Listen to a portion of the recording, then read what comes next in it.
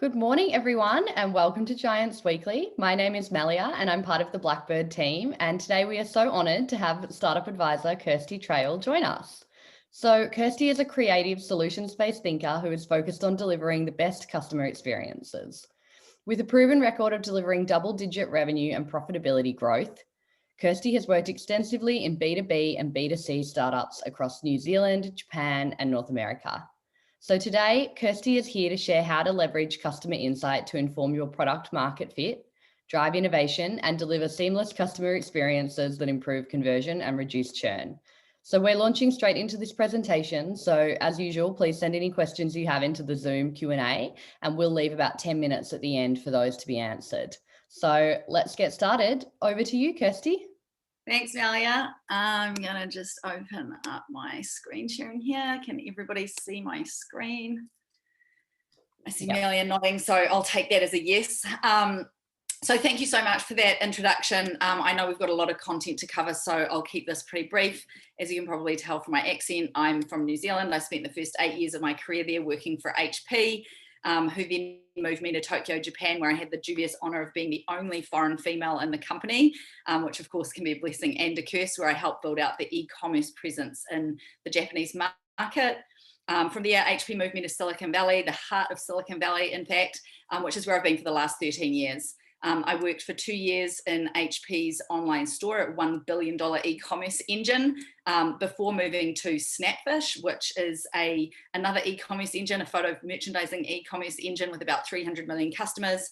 From there, I moved to Hootsuite, which is the world's largest social media management solution, where I was the VP of Customer, responsible for customer support, customer insights, customer advocacy, customer experience, and customer marketing. I think that covers everything.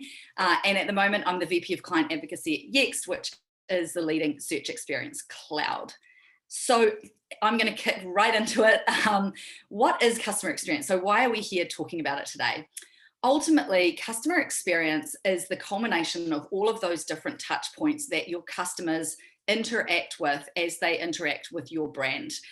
And why is it important? It's really important because ultimately, in order to maximize your marketing spend and really drive efficiency and really high return on investment, you want to truly deeply understand who your customer is and where they're finding information about your product, brand, service, etc., so that you can be delivering the right messaging in the right format at the right time to your customer so that it will resonate with them and hopefully move them along the curve into the buying cycle and into the engagement and advocacy cycle more effectively and faster.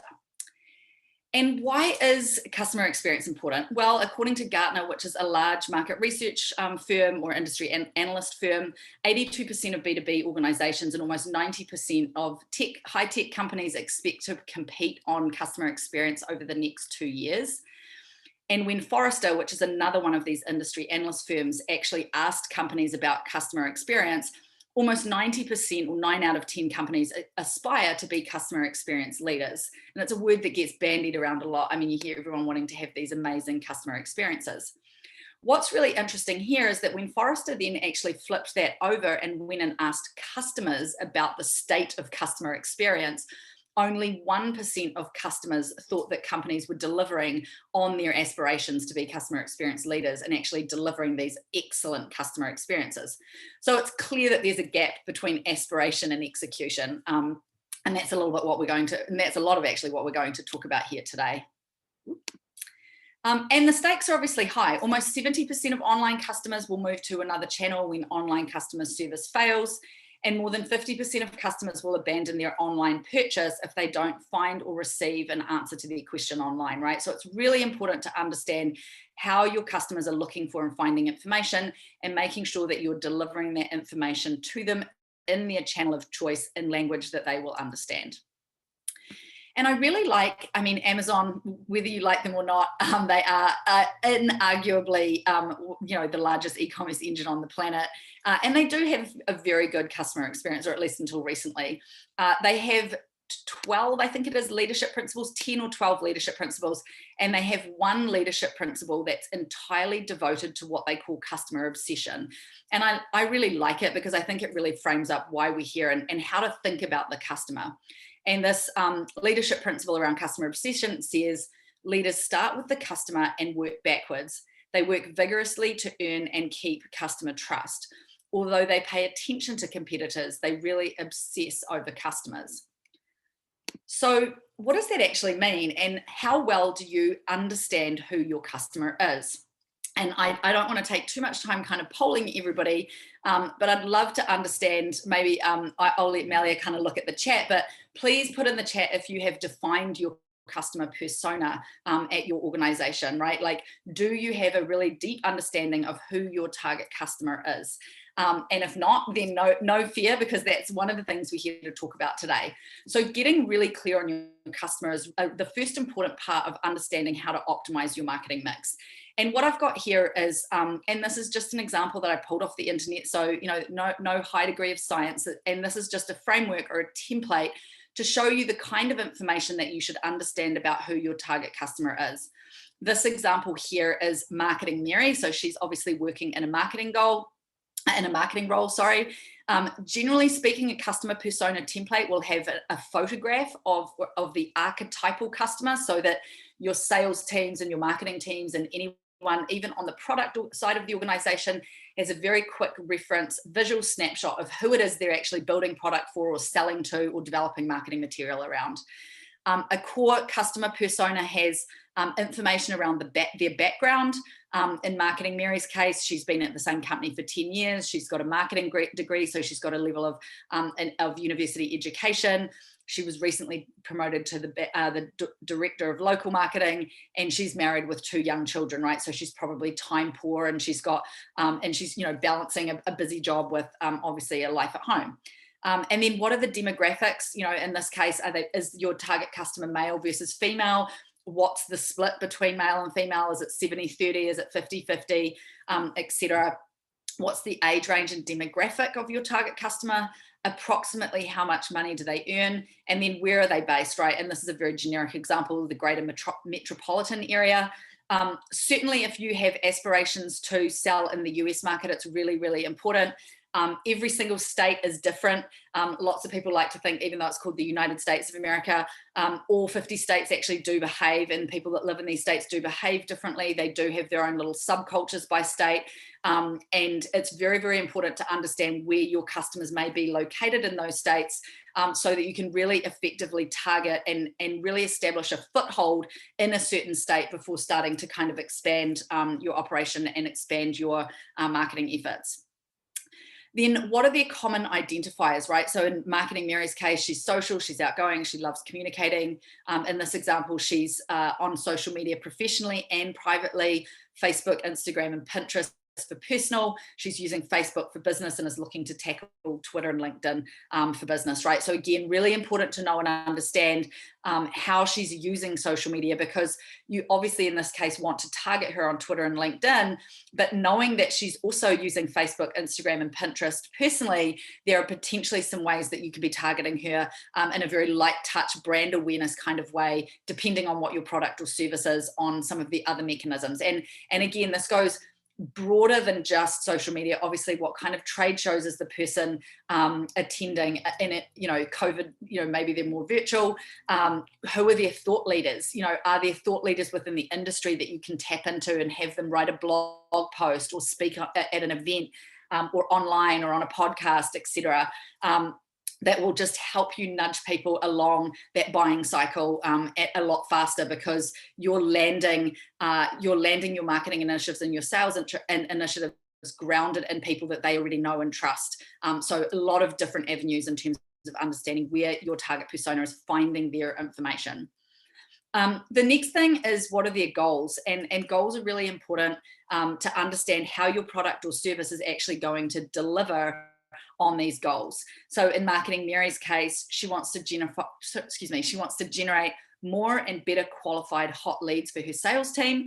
She wants to reach $100,000 in marketing revenue within the next 6 months and improve her ROI through content marketing, right? So really important to understand that, because then in your marketing messaging, in the messaging that you're giving your sales teams and your solutions consultants, you can be reinforcing how your product or service or solution helps Marketing Mary to be delivering on her goals. So really important to understand what her goals are, because then you can tailor your messaging to make sure that you're speaking to those in your presentations, in your marketing, on your website, et cetera, et cetera. And then the flip side of that are, what are her challenges, right? As we mentioned before, she's got too much on her plate. I think that's probably true for most people these days. Everyone's being asked to do a lot more with a lot less. A lot of her new online marketing skills have to be learned on the job, right? So she's sort of learning as she's going, and then thinking about in the context of your product, service, or solution, how could you be helping with that, right? How could you be giving her information? How could you be giving her a template? How could you be giving her an ROI calculator, for example? So reporting on ROI is difficult. How does your product or solution or service help to mitigate the challenges that your target persona is seeing in their day-to-day? One thing that is missing here that I also like to understand is what is the target persona's KPIs, like how are they measured? Because if you can understand how they're measured, so this one is a really easy KPI to understand, right? Reach $100,000 in marketing revenue within the next 6 months. That gives you the ability to show and demonstrate how your product, service, or solution is going to help her achieve her KPIs, right? And that's going to pique her interest, because you're starting to speak her language and really actively target her as she's receptive to that information. So as you're thinking about crafting or building a persona, these are just some thought starters in terms of questions to ask. Where do you find your information online? Which conferences do you attend? Which publications do you read? Who are your thought leaders? How do you spend your week? What defines success in your role? Who are the key stakeholders? How do you measure success? What are the problems that you're trying to solve? And then how do you think about whatever your product, service, or solution is? And again, building out a persona template, interviewing 5 or so people, you'll start to see really common themes emerge that will help you get really clear on who your target customer is, which is really, really important. So then we start talking about customer journey mapping. So if you've understood your customer and you know who your user and your buyer is, you understand what their drivers and their motivations are, you can start thinking about the moments of truth. The next thing is to align your messaging format and content to your personas. So the goal here is to deliver the right content at the right time, aligning that content to key moments of truth. And it allows you to stop developing or not develop any content that isn't going to have an impact. So it's about getting really clear and really focused. And then we're going to talk a little bit more later in the presentation around metrics, end-to-end buyer and user journey mapping, and then improving the customer experience and kind of implementing and measuring results. So, everybody understands that content plays a big part in customers' decision-making process. 90% of B2B buyers say that online content has a moderate to major effect on their purchasing decisions. 75% of global business leaders say they turn to content to research complex business needs, and half of B2B buyers rely more on content to research and make decisions than they did a year ago. So we all know that people are researching and content is really important. And of course, everyone's blocking ads these days. And so it's important to have a really effective, to develop a content strategy around really, really effective content. And your effective content should ultimately provide a clear value to both your brand and to the customer. It should have intrinsic value as a standalone asset. So if your customer picks it up and they're not in a certain part of the buyer journey, they need to be able to understand that piece of content without the context of other pieces of content. But it should also function as a part of a connected ecosystem. So as you're moving people along that customer journey, your pieces of content should make sense in a sequence, kind of like telling a really nice story, which again nudges people from one stage of that buying journey to the next. Or on the post-sale side, nudges people more and more into engagement and advocacy and ultimately retention and upsell and all those beautiful, beautiful things. So it's important to have relevance at each stage of the journey. So how do you then start kind of mapping the journey? The first thing is to define your customer personas, and we've talked about that. The next thing is to define your customer journey stages or your wow moments. The third is to look at data for pain points. And we're going to cover this a little bit later in the presentation. Talk to your customer facing teams and your customers. This is the best way to find out what customers are thinking. These people are either customers and you'll have it direct from the horse's mouth, or they're the teams that are talking to customers all the time. And then prioritize, implement, and measure. And then there's that constant beautiful loop of testing, learning, and iterating. So here's an example of a customer journey map. Again, one that just a simple example that they pulled off the internet. Here's what I like about this, and then I'll tell you some things that I would improve if this were my own journey map. We've got our persona up here in the top left corner. His name's John Quincy. He's a frequent business traveler, right? There's a quote about, what really matters to him. So he's on the road more than he likes. The little things really matter. And here are the KPIs ultimately that the company wants to target in terms of awareness, current awareness and conversion, and where they want to take that to. We've got the journey stages here. He's researching travel. He's researching Little Wing, which is the airline. He's booking his flight. He's undertaking his pre-travel journey. He's on board and he's in flight. The one thing I would say that this customer journey is missing is the post-sale or the post experience journey. There's a lot of opportunity to drive engagement and loyalty after the purchase, or after the unboxing experience, or after the purchase process. And so from that standpoint, if this were my journey, I would add on like a customer engagement where you could send a follow-up email, send a thank you, engage, et cetera, in a number of different ways. So don't forget about those journey stages. They're equally as important as the pre-sale journey as well. Here's what John Quincy is thinking. Here's the actions he's taking. Here's what he's thinking. Here's how he's feeling. And I won't talk through all of this because I know we're limited on time, but I just want to give people a flavor for how to think about it. Let's just go through the first stage. He's researching his flight options on travel sites. He notices these good options from Little Wing, and he saves some preferred options. He's hoping he can find a convenient flight at a good price.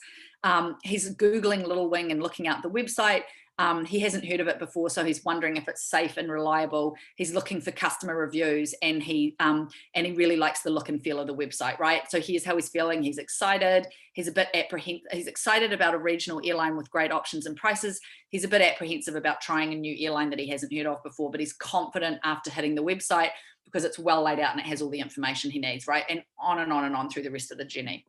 And then here's the map of where the customer experience either meets or exceeds his expectations, or is below his expectations, and then the resulting opportunities that Little Wing can actually take to improve that customer experience, right? So, they can invest in increasing awareness amongst frequent travelers.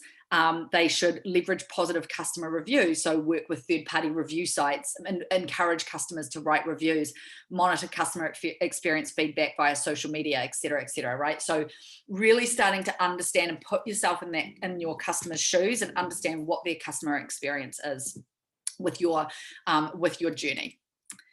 Here's an example. As I mentioned, I used to work for a company called Snapfish, which is an e-commerce photo merchandising company. Here's just a really high-level example of what we did in one of our customer journey mapping exercises. So one of our top 3 contact drivers in our customer support center was called Order Status Check, which internally we referred to as Where's My Stuff? So somebody ordered a photo book or a photo mug, for example, and then it didn't arrive when it was supposed to, and we actually mapped out like what happens in that customer journey. The customer places the order, it goes to one of our vendors, it gets manufactured, it gets picked up, it gets delivered. But we realized that the shipment confirmation email was being sent too soon, and the order confirmation email didn't contain any messaging about the delivery time. And for those people that don't know, Snapfish is about a $10 to $20 average order value. And so it's really important to have those repeat customers. So it's very much like a SaaS business where you need customers coming back over and over again. And so it was really important for us to improve this customer experience so that we could drive up our repeat rate of customers and make sure that they ordered lots of amazing photo merchandise products. And so here are some examples of what we did, right? Here's a before and after of what just a simple order confirmation email, and again, this is an e-commerce example, looks like. So the first thing we did was we pulled the order number and the order date up above the fold so that the customer could very easily see when they'd placed their order and what their order number was if they wanted to contact the support center. we added an order status check button so that people could very easily self-serve and track their package and see where it was.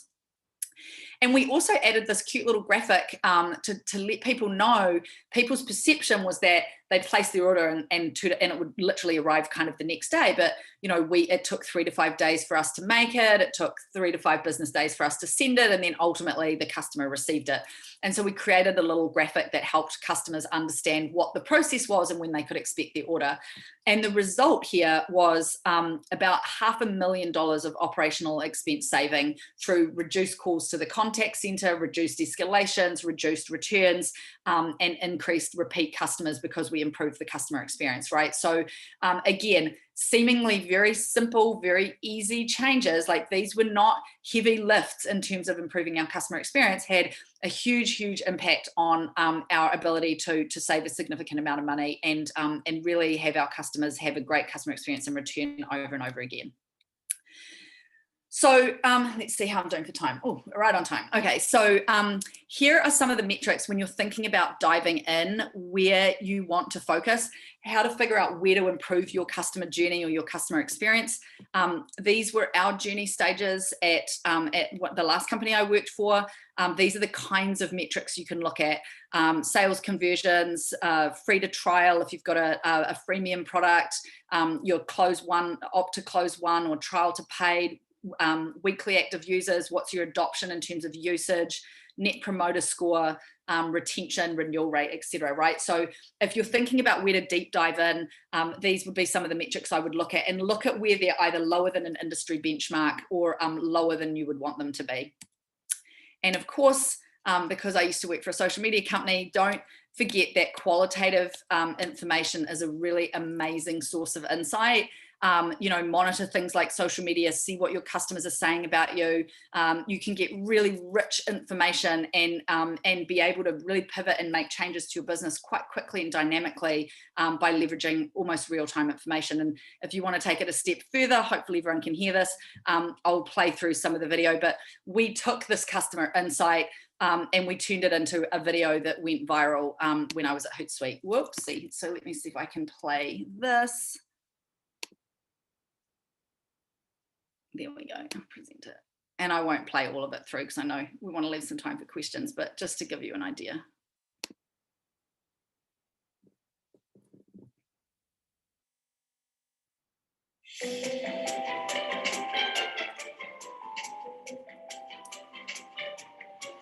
Hootsuite, as far as look and feel, let's say it's very Windows 95. Need a better looking UI and flow.